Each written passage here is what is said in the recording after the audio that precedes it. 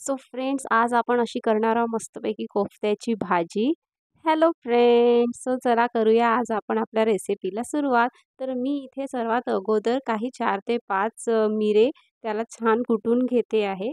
कारण आज आपण बनवणार आहोत पनीर कोफ्ता आणि तेही विदाऊट फ्राय. सो मी इथे घेतलेलं आहे घरी बनवलेलं पनीर. तुम्ही बाहेरून पण आणू शकता. सो याला छान मी असं तोडून घेते आहे, क्रम्बल करून घेते आहे. तसं तर हे खूप सॉफ्ट आहे. आपल्या कोफ्त्यामध्ये बिलकुल असं लम्प्स नको राहायला म्हणून याला छान असं मऊसर तुम्ही पूर्णपणे अलग-अलग असं करून घ्या. त्यामध्ये मग आपण टाकूयात मिरे, मिरे पावडर जी आपण करून घेतलेली होती. सो मी 150 ग्रॅम पनीर घेतलेलं आहे जवळपास आणि त्यामध्ये मी 1 आलू बॉईल केलेला किसून घेतलेला आहे. त्यानंतर मी इथे घेतले आहे 2 टेबलस्पून कॉर्नफ्लॉवर आणि 1 चम्मच मीठ. त्याला छान असं आपण चुरून घेऊया छान सॉफ्टसर आणि त्याचा एक डो बनवून घेऊयात. आणि खूप छान असं सॉफ्टसर त्याला बिलकुल त्याच्यामध्ये कोणतेच गडे राहायला नको आणि आलू जे आपण बॉईल केलेले टाकले ते पण आपण छान असं किसून टाकूया त्यामध्ये की जेणेकरून आपल्याला जी आपली स्टफिंग भरायची आहे ती तुटणार नाही. सो झालेलं आहे. यामध्ये ना थोडंसं तेल टाकून मी माझे जे काजू आहे स्टफिंगचे आणि 2-3 बदाम असं छान थोडंसं फ्राय करून घेतो आहे आणि मी लगेच काढून घेते आहे कारण की ते लवकर जळतील. त्याला छान आपण छोटे-छोटे काप करून घेऊया त्याचे जेवढे छोटे तुम्हाला करता येईल. त्यानंतर मी घेतलेला आहे खोवा. सो इथे मी 50 ग्रॅमच्या जवळपास खोवा घेतलेला आहे. त्यामध्ये मी आपले ड्रायफ्रुट्स टाकून घेतले आहे आणि थोडीशी इलायची पूड. जर तुमच्याकडे किसमिस असेल तर तुम्ही किसमिस पण टाकू शकता या स्टफिंगमध्ये. सो मी आता इथे हे गोळे करून घेते आहे. सो त्याला छान हलकंसं असं दाबून तुम्ही गोळे करून घ्या आणि जेवढे आपण पनीरचे गोळे करून घेतले आहेत तेवढेच आपले स्टफिंगचे गोळे त्याच्यासमोरच ठेवून जर करून घेतले अगोदरच म्हणजे आपली स्टफिंग बरोबर होईल. तर आता जसं आपण पराठ्यामध्ये स्टफिंग भरून घेतो कणकीच्या तसंच त्याचा गोळा करायचा आहे छान काठे असे बारीक करून आणि त्यामध्ये हे जे खोव्याची स्टफिंग आणि ड्रायफ्रुट्सची स्टफिंग आपण करून घेतलेली आहे ती छान अशी भरून घ्यायची.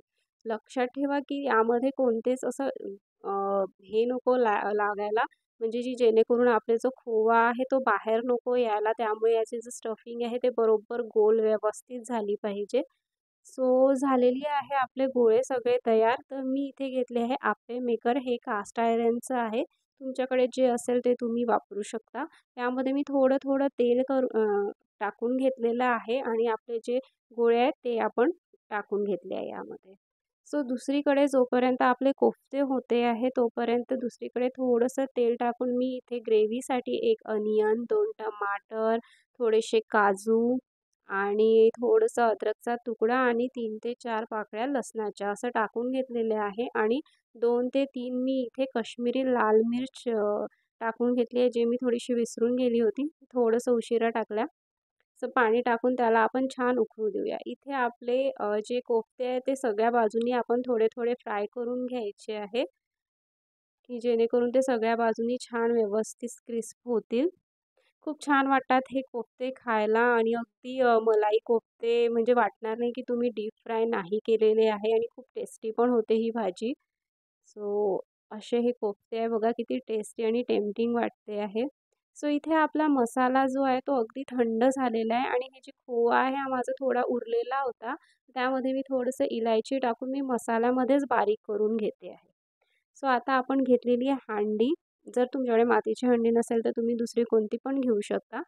सो पण मातीच्या भांडीमधले स्वयंपाक खूप जास्त टेस्टी वाटतो.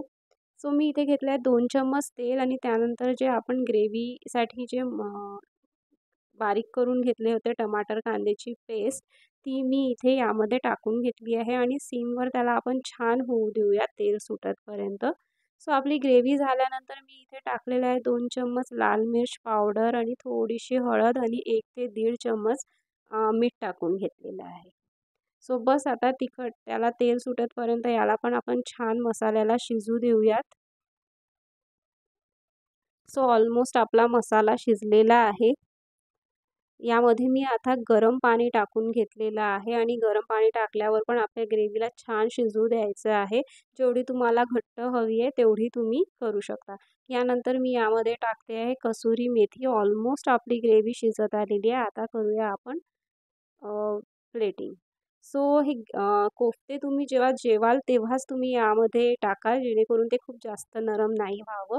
सो झालेली आहे आपली भाजी. तुम्ही ही भाजी नक्की करून बघा. तुम्हाला पण नक्कीच आवडेल आहे. सो भेटूया नेक्स्ट व्लॉगमध्ये. तोपर्यंत लाईक करा, शेअर करा आणि सबस्क्राईब करा. Thank you. बाय.